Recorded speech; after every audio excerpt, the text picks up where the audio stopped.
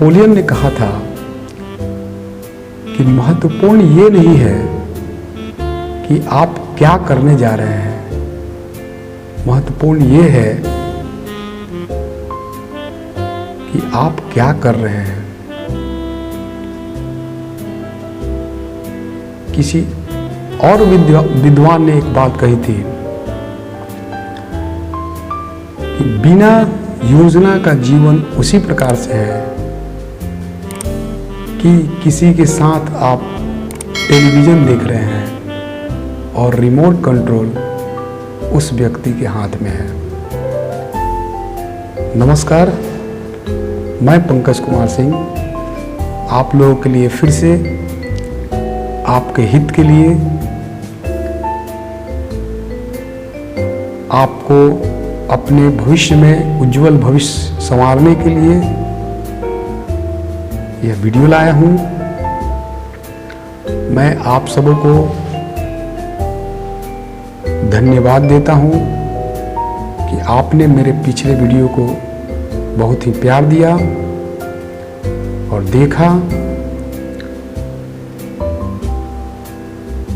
अपना बहुमूल्य समय निकालकर उस वीडियो को देखकर आप लोग उस वीडियो में आप लोगों ने देखा होगा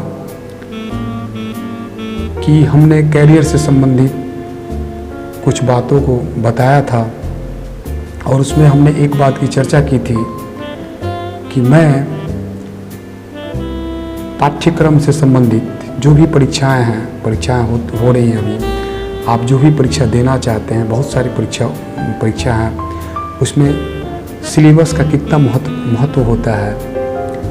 हमने बताया था कि यदि आप केवल सिलेबस ठीक से किसी विषय का किसी परीक्षा के जान जाते हैं, आप परीक्षा की तैयारी करते हैं और सिलेबस के विषय में आपको ठीक से जानकारी है, तो आप 30 से 40% तैयारी आपकी वहीं पे हो जाती है। यानी कि हमने बोला था कि कहीं जाने के लिए एक रास्ते की ज़रूरत होती है, एक मार्गदर्शन की ज़रूरत होती है। आप उस रास्ते से चलकर आप अपने लक्ष्य को प्राप्त करते हैं। इसी प्रकार से सिलेबस एक गाइडलाइनर है, आपको गाइड करता है कि आपको किस ढंग से बढ़ना है।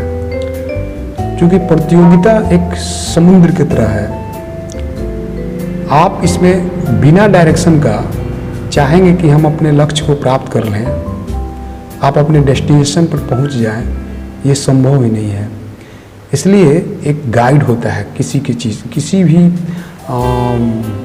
व्यक्ति हो, वस्तु हो या किसी चीज़ को अपने नियत स्थान पर पहुंचने के लिए एक निश्चित मार्गदर्शन होता है और उसी मार्गदर्शन पर चलकर वो पहुंच पाता है वहाँ पे।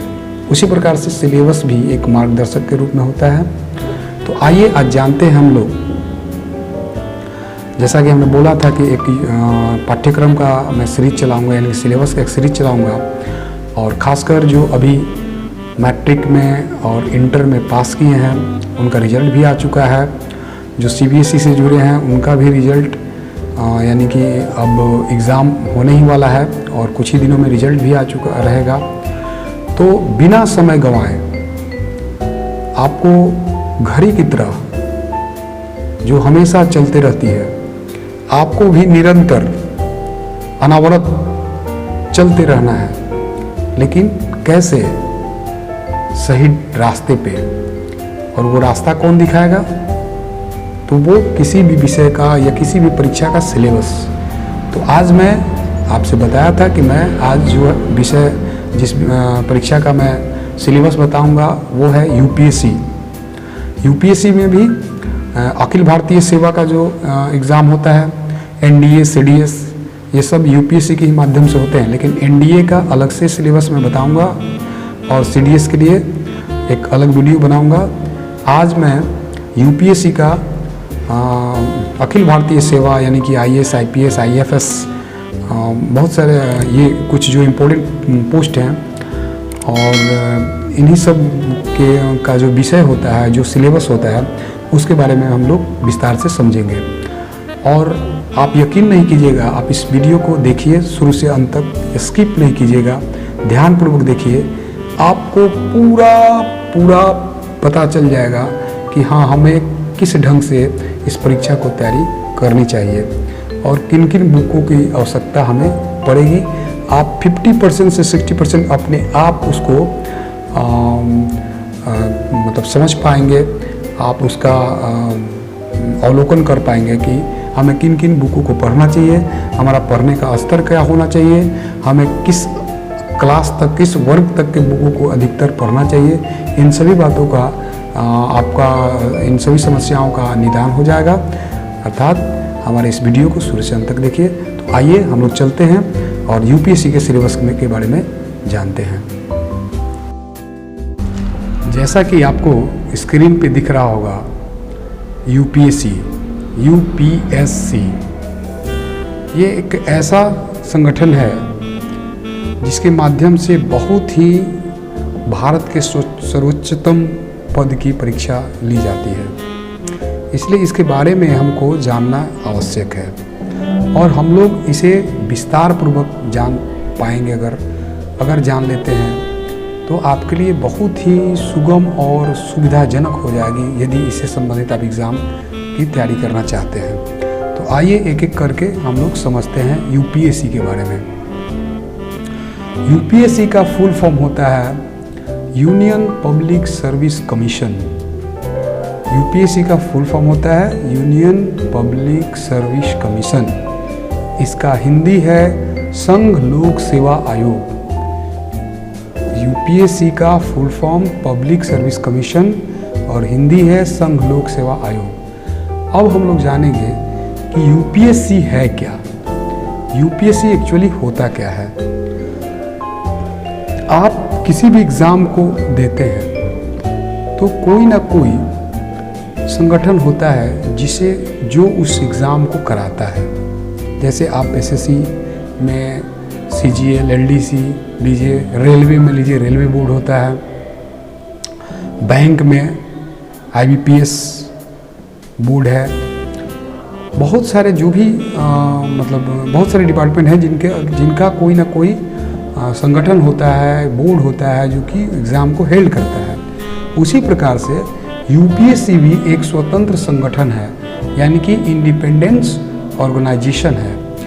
यूपीएससी अखिल भारतीय सेवाओं, केंद्रीय सेवाओं और संवर्ग के साथ साथ सशस्त्र बलों के लिए भर्ती प्रक्रिया का आयोजित करता है।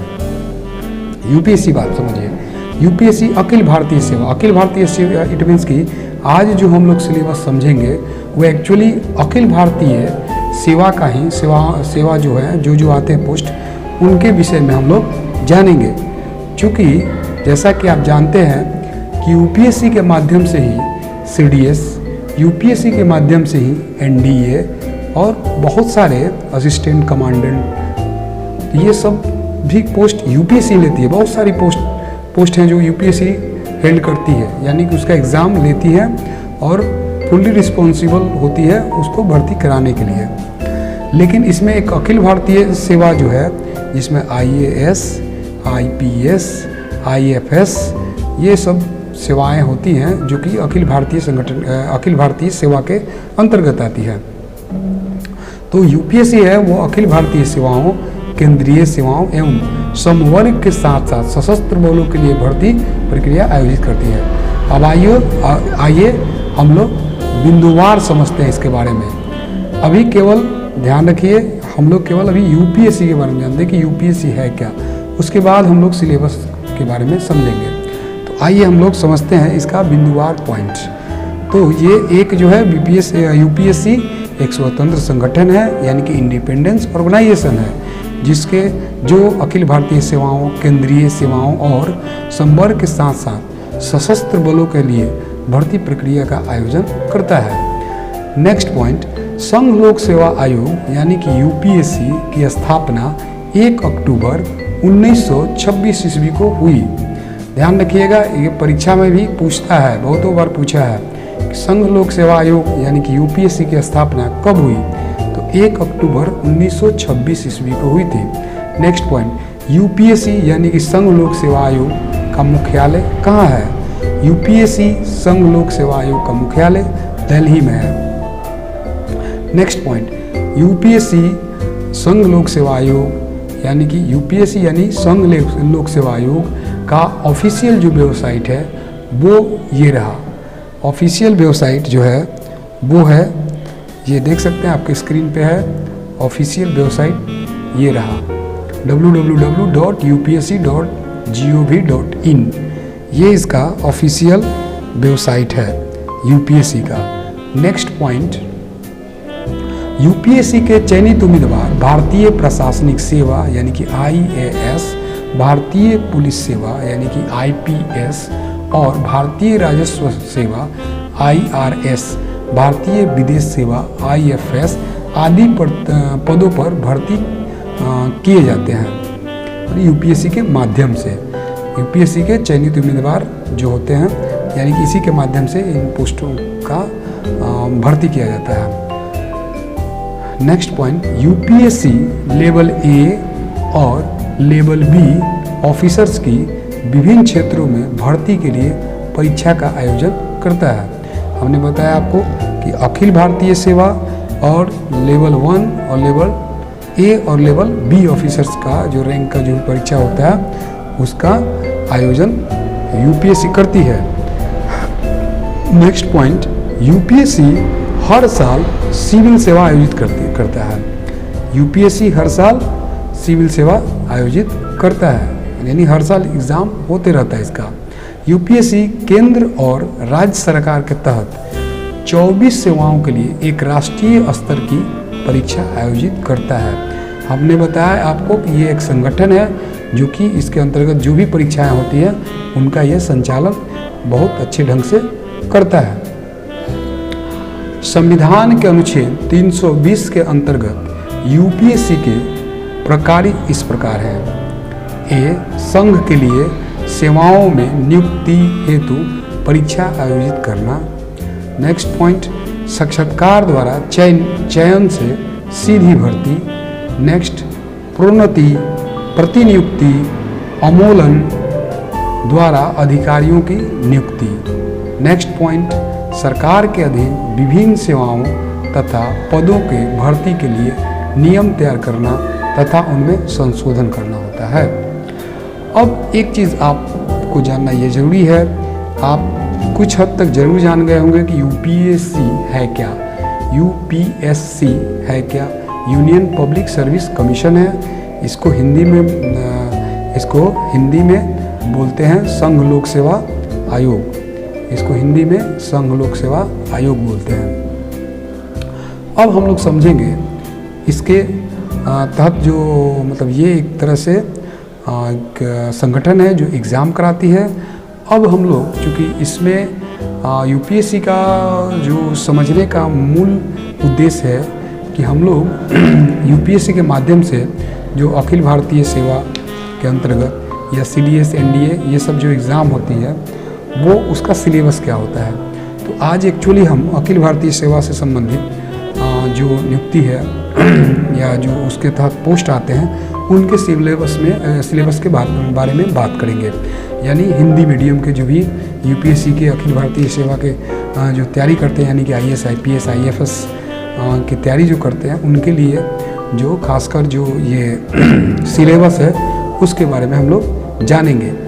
आप याद रखिए कि आप चाहे मैट्रिक में हो या इंटर में हो, आपके लिए ये वीडियो बहुत ही महत्वपूर्ण है। मैंने पहले ही चर्चा कर चुका हूँ कि ये आपके लिए बहुत ही अच्छा मौका लेकर आएगा। आप बहुत बढ़िया ढंग से इसको समझ पाएंगे कि हमको किन किन विषयों की तैयारी किस प्रकार से करनी चाहिए, इसमें कितने विषय होते हैं, कितने घंटे के एग्ज़ाम होते हैं, कितने मार्क्स का एग्ज़ाम होता है, ये सब मैं आपको धीरे धीरे बताऊंगा।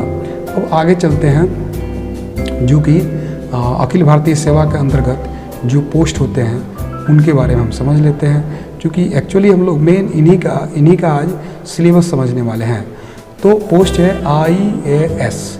आईएएस का फुल फॉर्म होता है इंडियन एडमिनिस्ट्रेटिव सर्विस, यानी कि इसको हिंदी में बोलेंगे भारतीय प्रशासनिक सेवा।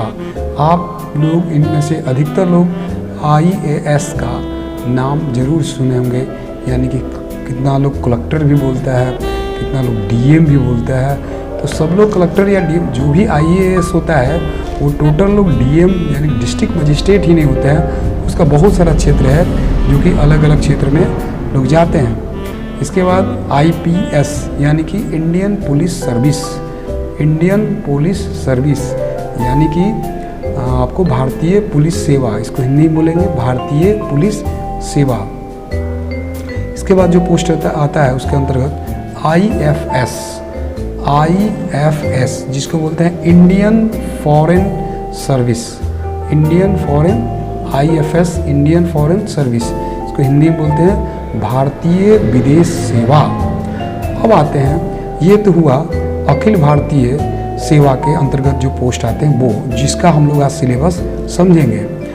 यूपीएससी द्वारा आयोजित कुछ महत्वपूर्ण परीक्षाएं, यूपीएससी इनके अलावा भी बहुत सारी पोस्ट के लिए परीक्षाएं लेती हैं, जो हैं कुछ महत्वपूर्ण परीक्षा हैं, उनके बारे में हम लोग जानते हैं। तो यूपीएससी आप लोग समझ गए कि अखिल भारतीय जो एग्ज़ाम होती है, अखिल भारतीय सेवा जो है उसके अंतर्गत आईएएस, आईपीएस, आईएफएस इन सभी पोस्टों के लिए एग्ज़ाम होता है। और ग्रुप ए सर्विसेज या सेंट्रल सर्विस के लिए कुछ महत्वपूर्ण जो परीक्षाएं हैं उनके बारे में जानते हैं। इनमें है इंडियन रेवेन्यू सर्विस यानी कि आईआरएस, इसके बाद होता है इंडियन फॉरेस्ट सर्विस एग्जामिनेशन, इसके बाद कंबाइंड डिफेंस सर्विस एग्जामिनेशन यानी कि जिसको सीडीएस बोलते हैं। सीडीएस का एग्ज़ाम भी यूपीएससी के ही माध्यम से होता है। उसके बाद national defence academy examination, national defence academy examination जो कि जिसको शॉर्ट में बोलते हैं एनडीए। एनडीए ये इसका जो मिनिमम क्वालिफिकेशन होता है वो इंटर पास होता है, और सीडीएस का जो मिनिमम क्वालिफिकेशन होता है वो ग्रेजुएशन होता है। तो इसलिए, और ये दोनों एग्ज़ामों को जो हेल्ड कराता है, यानी परीक्षा जो लेने का जो संगठन है वो है UPSC. Naval academy examinations, combined medical service examination, special class railway apprentice, Indian economic service या Indian statical service examination, central armed police force यानी कि असिस्टेंट कमांडेंट यानी कि सीपीएफ, आप नाम सुने होंगे। ये भी परीक्षा यूपीएससी के माध्यम से लिया जाता है। अब आगे हम लोग समझेंगे कि हम लोग जिस संघ लोक सेवा आयोग परीक्षा का पाठ्यक्रम जो समझने के लिए आए हैं उसके बारे में हम लोग समझते हैं। तो संघ लोक सेवा आयोग परीक्षा का जो पाठ्यक्रम है वो 3 चरणों में इसको लिया जाता है। पहला चरण है प्रारंभिक परीक्षा, प्रीलिम्स एग्ज़ाम जिसको बोलते हैं। दूसरा है मुख्य परीक्षा जिसको मेंस परीक्षा बोलते हैं, और तीसरा है साक्षात्कार जिसको मेंस एग्ज़ाम, उसके बाद इंटरव्यू होता है। यानी कि 3 चरण में इसका 3 स्टेप में इसका एग्ज़ाम लिया जाता है। पहला प्रारंभिक परीक्षा, दूसरा मुख्य परीक्षा और तीसरा साक्षात्कार। इसके बारे में हम लोग पूरा डिटेल जानेंगे, ठीक तरीके से जानेंगे, ताकि इसको जाने बिना आप इसका स्ट्रेटजी नहीं बना पाइएगा। आपको क्या पढ़ना है क्या नहीं पढ़ना है, यानी कि मुख्य जो रास्ता जो आपको पथ प्रदर्शित करने, पथ का जो ये मार्गदर्शन है वो इन्हीं तीनों के माध्यम से होगा। यानी कि आपको प्रारंभिक परीक्षा, मुख्य परीक्षा और साक्षात्कार। तो सबसे पहले हम लोग जानते हैं प्रारंभिक परीक्षा के बारे में। यानी कि आपका जो यूपीएससी का जो नोटिफिकेशन निकलेगा और आप फॉर्म भरेंगे, उसके बाद जो आपका जो पहला परीक्षा होगा उसे ही प्रारंभिक परीक्षा कहा जाता है, जिसको प्रीलिम्स एग्ज़ाम बोला जाता है। इसमें 2 पेपर होते हैं और दोनों पेपर क्वालिफाइंग पेपर होते हैं। इसका जो नेचर होता है वो क्वालिफाइंग का होता है। इट मीन्स कि क्वालिफाइंग का मतलब हुआ कि इसमें परीक्षा तो आपको देना है, लेकिन इसका जो मार्क्स आएगा वो मेंस में नहीं जुटेगा, केवल आपको इसमें पास करना रहता है। आपको इसमें पास करना अनिवार्य है, अन्यथा आप मेंस में प्रवेश नहीं कीजिएगा। तो आइए आप जानते हैं हम लोग इसके बारे में कि कौन सा पेपर कितने अंक का होता है और किस प्रकार का इसका नेचर है वो समझते हैं। तो प्रारंभिक परीक्षा प्रीलिम्स, इसका नेचर में ये क्वालिफाइंग चरण है। इसमें प्राप्त अंकों को अंतिम मेरिट सूची में नहीं गिना जाता है। प्रारंभिक परीक्षा में 2 पेपर वस्तुनिष्ठ प्रकार के होते हैं। वस्तुनिष्ठ इट मीन्स ऑब्जेक्टिव, यानी कि जो 4 ऑप्शन दिया रहता है उसमें से A B C D, उसमें से एक ऑप्शन या 5 ऑप्शन दिया रहता है, उसमें से एक ऑप्शन आपको चुनना रहता है। और उसके बाद दूसरा जो पेपर होता है समान अध्ययन 2, पहला होता है समान अध्ययन 1 और दूसरा होता है समान अध्ययन 2, जिसको CSET भी बोलते हैं, CSAT का पेपर भी क्वालिफाइंग पेपर होता है। और दूसरे पेपर में आपको पास करने के लिए 33%, कम से कम 33% अंक की आवश्यकता होती है।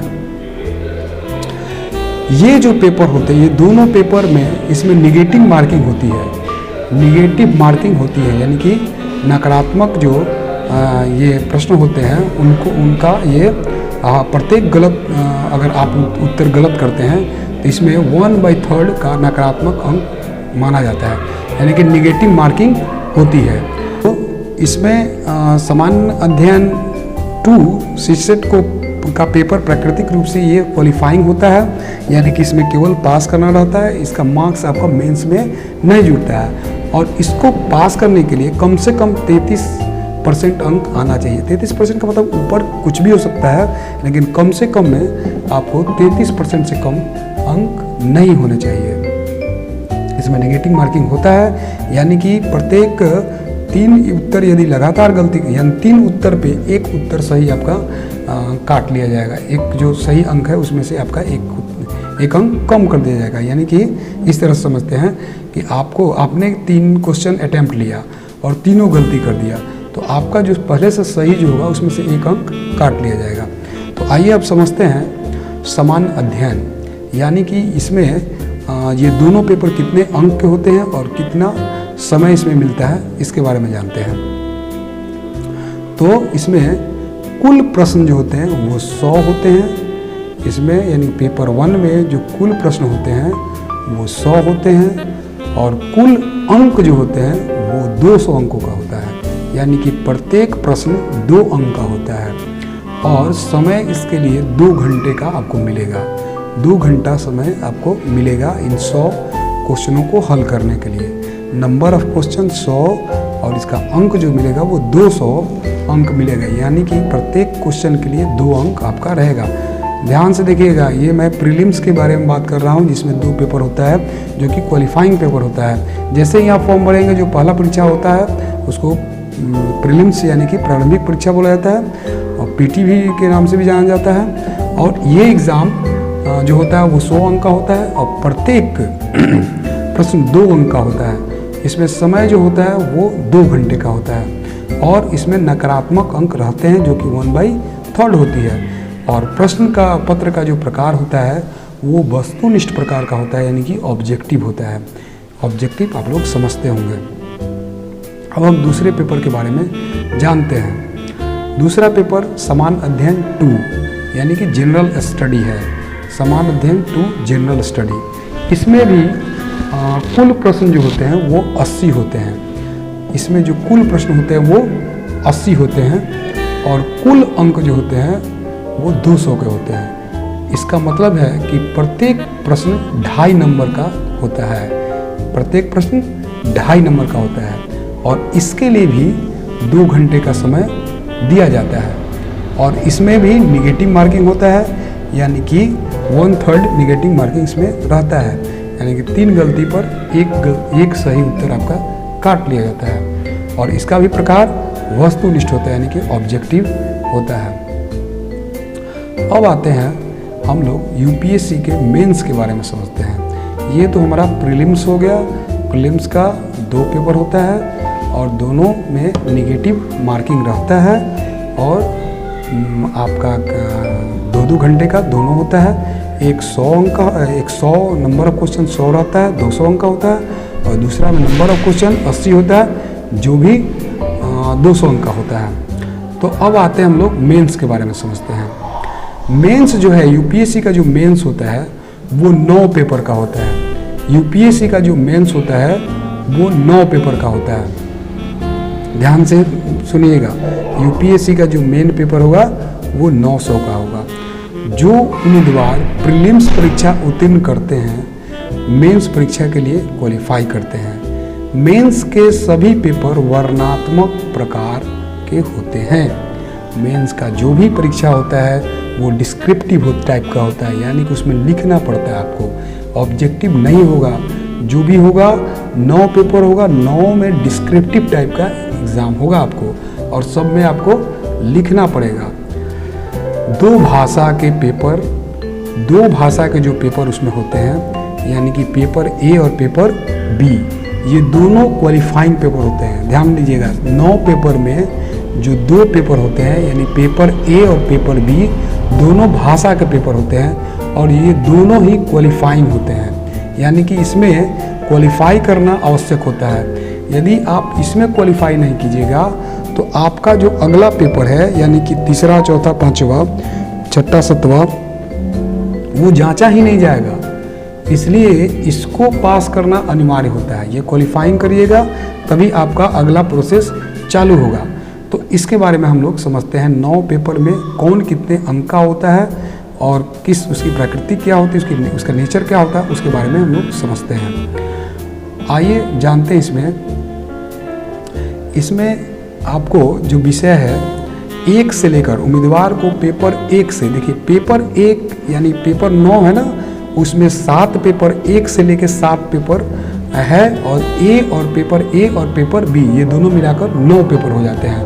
तो पेपर 1 से पेपर 7 तक प्रत्येक में कम से कम 25% स्कोर होना चाहिए, कम से कम 25%, यानी कि ऊपर से तो कट ऑफ के अनुसार आपका जा सकता है, लेकिन कम से कम, इससे कम आया तो फिर वो आप फेल हो जाएंगे, तो फिर देखने का औचित्य ही नहीं रहता है। किसी भी पेपर में अगर फेल कर जाते हैं तो देखने का औचित्य ही नहीं रहता। इसलिए आपको एक मेंटेनेंस बनाए रहता है। हो सकता है कि आप किसी पेपर बहुत अच्छा करें, लेकिन एवरेज आपका 25 से कम नहीं होना चाहिए, 25% से। तो आइए एक एक पेपर के बारे में जानते हैं, कौन कितने नंबर का होता है। तो पेपर ए जो है वो अनिवार्य भारतीय भाषा है, जैसे कि हिंदी, और पेपर बी जो है वो अंग्रेजी है।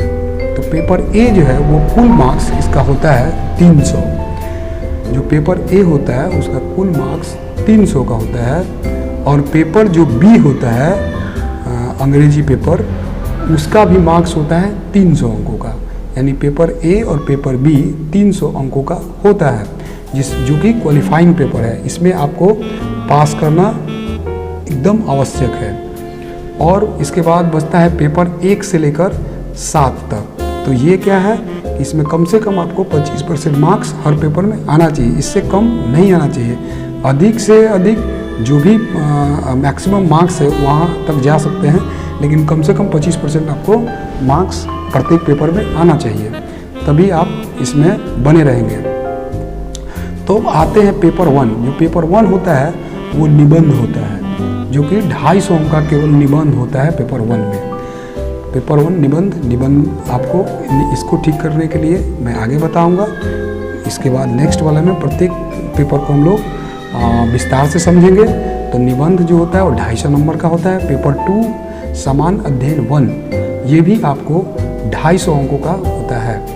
इसके बाद आता है पेपर 3। पेपर 3 यानी कि सामान्य अध्ययन 2, सामान्य अध्ययन 2, ये 250 अंक का होता है। फिर इसके बाद आता है पेपर 4 यानी कि सामान्य अध्ययन 3, ये भी आपको 250 अंक का होता है। इसके बाद आता है पेपर 5 यानी कि सामान्य अध्ययन 4, ये भी होता है 250 अंकों का।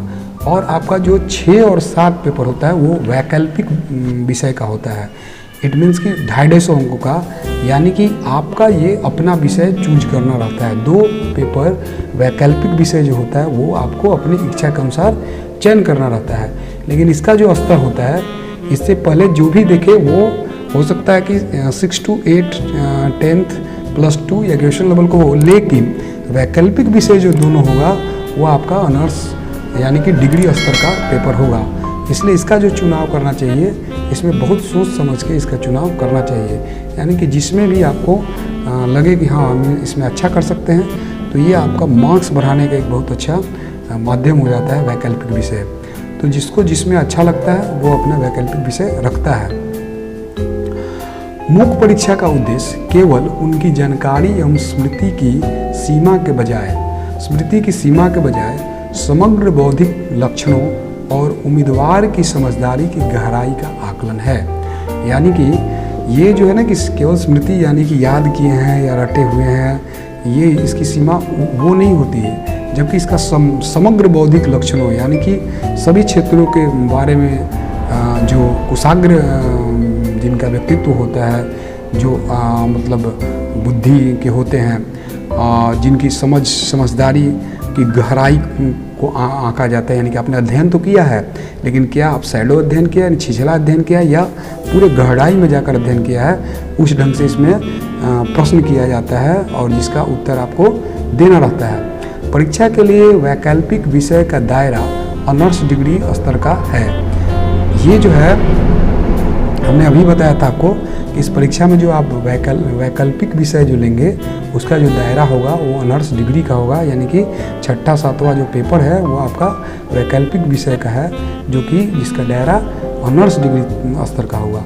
और सबका हमने बताया कि इसीलिए हमने बताया, शुरू में भी बताया कि आपको अभी से ही 6 to ग्रेजुएशन तक का जो बुक है NCERT का, उस बुक को लेकर और सभी विषय का देखिए, अभी आपको हमने बताया कि 6 और 7 जो है वो ऑनर्स स्तर का होता है, डिग्री स्तर का होता है, लेकिन और सभी डिग्री स्तर के नहीं होते हैं। वो 6th क्लास से लेके आपको 10th 11th तक ज़्यादातर वो होते हैं, कुछ ग्रेजुएशन तक का ही होता है।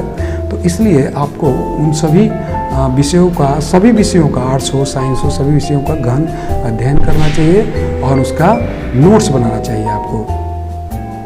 भारतीय भाषाओं में पेपर ए और अंग्रेजी पेपर बी पर आधारित प्रश्न पत्र पेपर का उद्देश्य उम्मीदवार की गंभीर गद्य पढ़ाने की क्षमता का परीक्षण करना है और संबंधित अंग्रेजी और भारतीय भाषा में अपने विचारों को स्पष्ट एवं सही ढंग से व्यक्त करना है। यानी कि आपका जो पेपर ए और बी होगा उसमें आप किसी भाषा को कितने अच्छे ढंग से समझ पाते हैं। यानी कि आपको तो UPSC भारत में एग्ज़ाम देना है, तो इसका एक अपना इसका भारतीय भाषा यानी कि जो भाषा है हिंदी जैसे हम लोग जानते हैं वो, और एक अंग्रेजी का पेपर होता है। हमने बताया ये दोनों में पास करना परम आवश्यक है, क्वालिफाइंग पेपर है। और इसमें आपको भाषा की समझ अच्छे तरीके से होनी चाहिए। तो आइए हम लोग जानते हैं पेपर ए के बारे में। पेपर ए जो है वो अनिवार्य विषय भारतीय भाषा है। दिए गए इसमें क्या क्या पढ़ना है उसके बारे में थोड़ा समझेंगे। दिए गए पैसेज की समझ, यानी जो भी दिया जाएगा आपका पैसेज उसकी समझ क्या है आपको उत्तर के माध्यम से पता चलेगा। सटीक लेखन, यानी कि आप जो लिखते हैं वो कितना प्रभावी ढंग से लिखते हैं, वो ये सब आएगा आपका अनिवार्य पेपर ए में। उपयोग और शब्दावली, यानी कि शब्द भंडार जो सही से उचित शब्द हैं, जो कितने मानक स्तर पे जो उच्च क्वालिटी के हैं, उन शब्दों का उच्चारण या उन शब्दों का पकड़, कितने जो शब्द जो आप यूज करते हैं, शब्द जो चूज करके उसमें प्रयोग करते हैं उसका स्तर क्या है, ये सब इसमें देखा जाता है। फिर इसमें लघु निबंधन भी होता है, यानी कि छोटा निबंधन होता है। निबंधन के लिए एक स्पेशल पेपर है, मैं बताया, और इसमें भी निबंधन पूछा जाता है, इसलिए निबंधन बहुत मायने रखता है। आज से ही आपको निबंधन लिखने का प्रैक्टिस करना चाहिए। इसके लिए मैं सबसे अच्छा सलाह दूंगा, इसका मार्केट में बहुत सारा बुक भी है, और यदि पत्रिका लेना चाहते हैं आप, अभी 10th में 11th में है या ग्रेजुएशन करके भी इसकी तैयारी करते हैं, तो एक प्रतियोगिता दर्पण करके एक पत्रिका आती है, खासकर हिंदी मीडियम के विद्यार्थियों के लिए वो बहुत अच्छा पत्रिका है। उसमें आपको निबंध भी मिल जाएगा और समसामयिकी न्यूज़ भी मिल जाएगा। बहुत अच्छा स्टैंडर्ड क्वालिटी का वो पत्रिका है, तो आप उसे लेकर पढ़ सकते हैं, प्रतियोगिता दर्पण। तो इसमें एक और चीज़ होता है कि अंग्रेजी से भारतीय भाषा में अनुवाद, और इसके विपरीत भारतीय भाषा से अंग्रेजी में भाषा में अनुवाद करना रहता है। यानी कि इंग्लिश में रहेगा उसको हिंदी में करना, और हिंदी में रहेगा उसको इंग्लिश करना। यानी कि इसको जांचने का यही माध्यम होता है कि आप दोनों भाषाओं में, यानी कि एक इंग्लिश तो इंटरनेशनल लैंग्वेज है, और एक आप भारत में रहते हैं तो वहाँ के भाषा के बारे में कितनी परख है आपकी नॉलेज कितनी गहराई तक है, इसके जांचने के लिए किया जाता है। अब पेपर बी अंग्रेजी, यानी कि दिए गए पैसेज की समझ। अभी जो बताया हमने बी में, जो हिंदी में आपको पेपर ए में जो बताया था, वही पेपर बी में भी है, लेकिन वही इंग्लिश में रहेगा। तो इसमें कॉम्प्रिहेंशन ऑफ गिवन पैसेज, यानी कि जो भी पैसेज दिया है उसमें कॉम्प्रिहेंशन आपका होना चाहिए, समझ होनी चाहिए उसमें। सटीक लेखन, यानी ऐसे आएगा आपको सटीक। सटीक का मतलब हुआ कि आप इस तरह से किसी अलूल जलूल चीज़ को नहीं लिख सकते हैं, उसमें आपकी डेफ्थता होनी चाहिए लिखावट में। उपयोग ऑफ शब्दावली, यानी कि वोकैबुलरी से संबंधित आपको मिलेगा, जिसकी पकड़ आपकी अच्छी होनी चाहिए। और लघु निबंध, यानी कि ऐसे स्मॉल ऐसे करके आपको मिलेगा, जो कि लिखने के लिए आएगा। अब आते हैं हम लोग, वो तो अभी तक जो भी समझे, प्रीलिम्स और पेपर ए और पेपर बी, ये सभी लगभग क्वालिफाइंग पेपर हैं।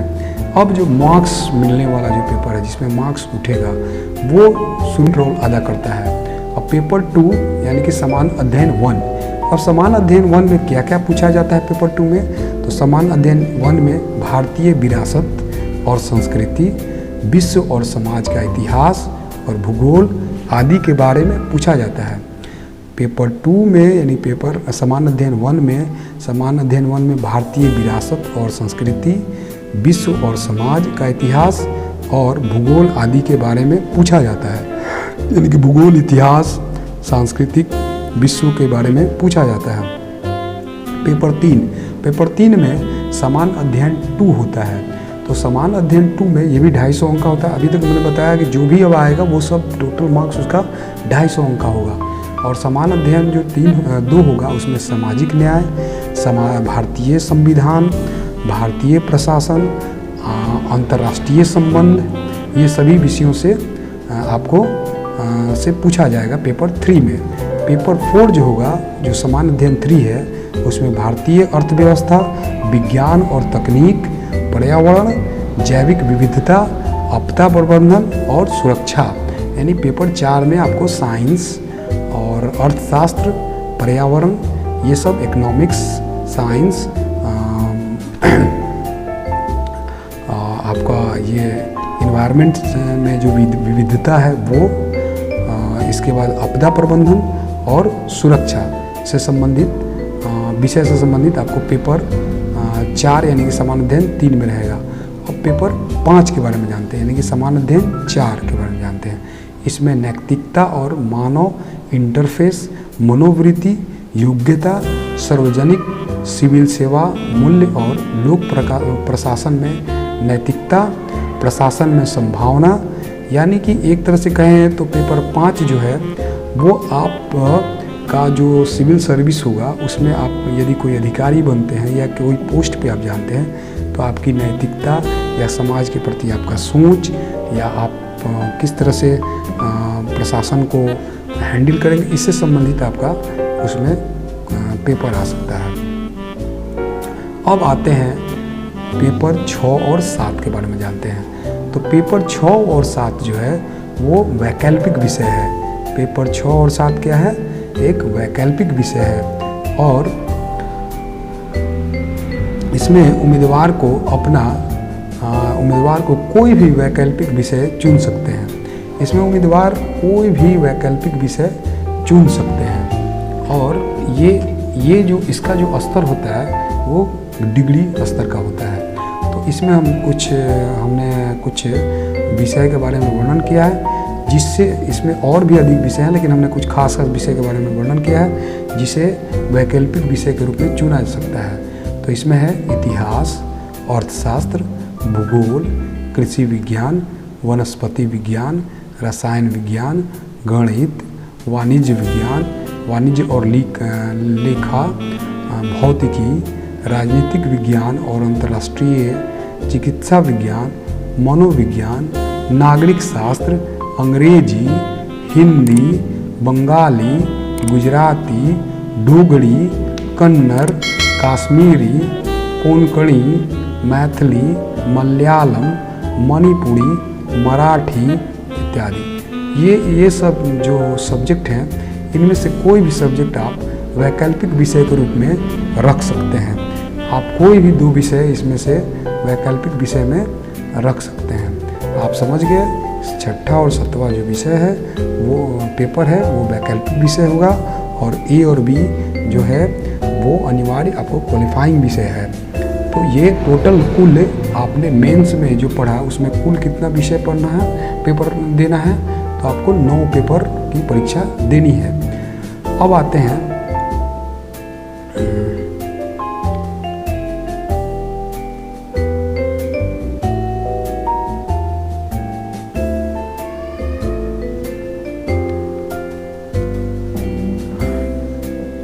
तो आप ये सब मतलब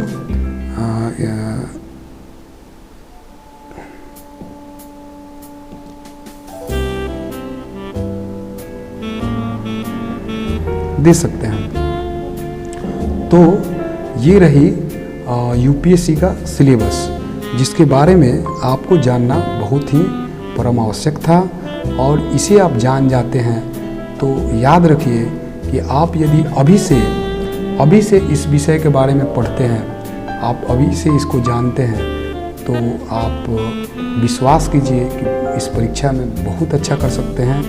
तो मैं आशा करता हूँ कि आपको जो भी मैंने इसमें बताया, यूपीएससी से संबंधित जो भी विषय के बारे में बताया, वो आपको ठीक से समझ आ गई होगी। और हम एक बार रिमाइंड फिर से कर देते हैं, यूपीएससी में जो टोटल परीक्षा होता है वो लगभग 11 पेपर का होगा, जिसमें 2 प्रीलिम्स का होगा और 9 मेंस में होगा। और 2 प्रीलिम्स में दोनों क्वालिफाइंग पेपर होते हैं, और दोनों पेपर में 100 अंक का होता है, जो कि 200 नंबर एक 100 का अंक होता है और एक 80 का होता है, और दोनों में 200 अंक दिए जाते हैं। और निगेटिव मार्किंग होता है, जो फर्स्ट पेपर जो प्रीलिम्स होता है उसमें निगेटिव मार्किंग होता है, 1/3 निगेटिव मार्किंग होता है। और आपको इसके बाद जब प्रीलिम्स आप पास करते हैं तो आपको मेंस में आपको मौका आता है, जिसमें ए और बी पेपर ए और पेपर बी भारतीय भाषा और इंग्लिश से संबंधित होती है, जिसे आपको पास करना अनिवार्य होता है। उसमें यदि पास करेंगे तभी आपका आगे का प्रोसेस चलता है। इट मीन्स कि आप ए बी को छोड़ के सभी पेपर में बहुत अच्छे मार्क्स लाए हैं, लेकिन आप ए या बी में किसी में क्वालिफाई नहीं किए तो आपका पेपर नहीं जांचा जाएगा। तो इसलिए और एक बात और समझिए कि पेपर 1 से पेपर 7 तक का जो पेपर है उसमें कम से कम 25% मार्क्स आपको चाहिए ही चाहिए, और प्रीलिम्स में कम से कम 33%, और ऊपर जितना हो ये लिमिट नहीं है, आपका जितना मतलब मार्क्स का होगा, मैक्सिमम मार्क्स का, उसमें जितना अधिक से अधिक आप ला सकते हैं, लेकिन कम से कम प्रीलिम्स में 33% और मेंस में 25% आना अनिवार्य है। तो ये चीज़ है जो कि आपको हमने बताया। तो आपको यह वीडियो कैसा लगा इसके बारे में हमें कमेंट ज़रूर कीजिएगा, और मैं आप लोगों से आग्रह करूँगा कि आप यदि मेरे इस वीडियो को देख रहे हैं और नए हैं तो कृपया करके मेरे चैनल को सब्सक्राइब कर देंगे, और लाइक करेंगे, शेयर करेंगे। लाइक सभी लोग करेंगे, शेयर सभी लोग करेंगे, और बेल आइकन को दबाएंगे और उनमें ऑल नोटिफिकेशन जो है उसको क्लिक कर देंगे, ताकि मेरा वीडियो जब भी आए आपके पास पहुँचे और आपका बहुमूल्य समय जो हुए हैं वो ठीक ढंग से अपने रास्ते पर आगे बढ़ते रहें, और वो अपने क्षेत्र में सफलता पाएं। और इन्हीं शुभकामनाओं के साथ मैं अब आपसे विदा लेना चाहूँगा। नमस्कार।